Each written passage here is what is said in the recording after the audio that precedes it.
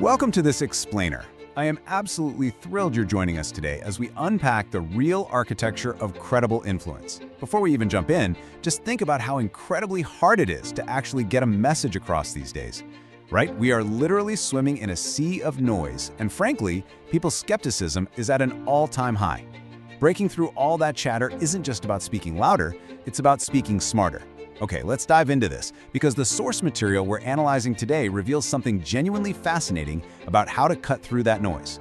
We're going to explore the dual engines of effective messaging, the absolute necessity of being positive, and the strict requirement of being plausible. It's a super delicate balance, but getting it right, well, that is the difference between being completely ignored and being truly, undeniably influential. Let's start with the foundational truth of human interaction that the research highlights right out of the gate. Negativity breeds contempt. It sounds simple, I know, but really think about the psychological weight of that idea for a second. When you're trying to influence an audience, whether you're leading a corporate team through a really rough quarter or you're just trying to reach a brand new consumer base, leading with pessimism, anxiety, or heavy criticism is a massive, massive roadblock. Why? Because human beings are basically hardwired for defense. When we sense negativity, our psychological shields go up immediately. It triggers the sort of intellectual fight-or-flight response. So negativity doesn't just fail to persuade, it actively destroys your influence because it forces your audience to just stop listening. They mentally check out before you've even made your main point. So the crucial point is, we need a radically different tool to smash through that initial wall of contempt and actually open up a door to real dialogue. And that brings us to our first major strategy, the positive principle. If negativity builds these thick, impenetrable brick walls, positivity acts as the doorway right through them.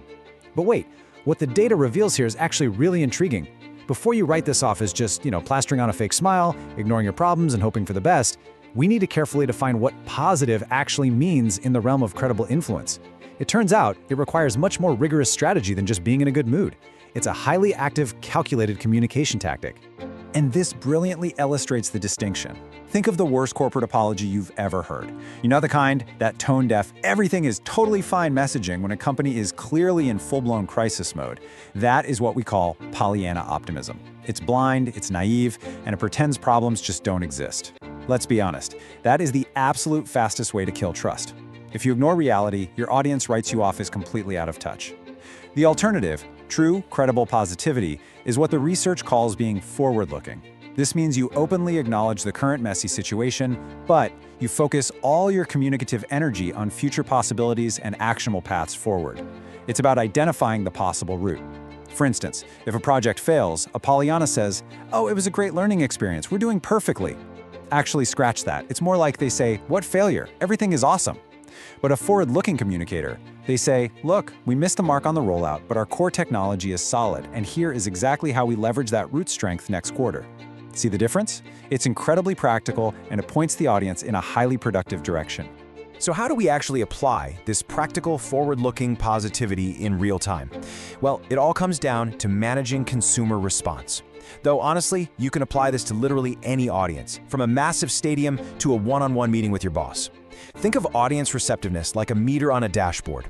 To move that needle from defensive to actively engaged, you need to intentionally build up what the researchers call reaction words. So what exactly is a reaction word? It's carefully curating your vocabulary so that the words themselves trigger a constructive psychological response. For example, instead of using a heavy, anxiety-inducing word like crisis or failure, you consciously choose a word like challenge or pivot. Instead of saying we are losing ground, you might frame it as an opportunity to adapt.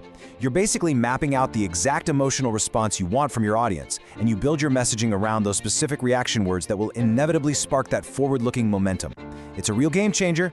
Let's move to Saint and see how this builds into our final piece of the puzzle, because here is where it gets really interesting.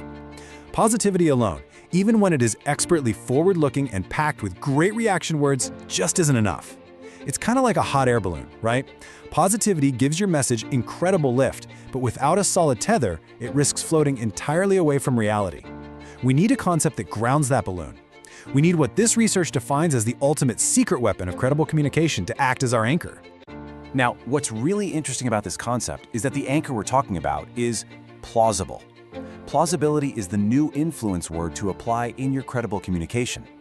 Why is this absolutely crucial right now?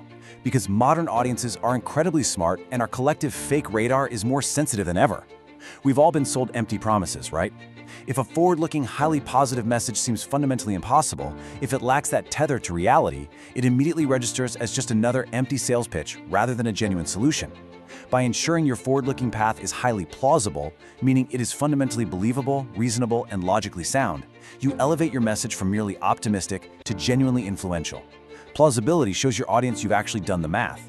It proves that the possible route we talked about earlier isn't just a pipe dream, it's attainable. That combination of the uplifting balloon and the grounding anchor, that is what makes your vision undeniably credible. Which leaves us with an essential thought-provoking question to ask ourselves every single time we draft an email, pitch a new idea, or try to lead a group. Are you just being positive or are you being plausible? Remember the whole formula we've unpacked today. Recognizing that negativity builds walls, that's step one.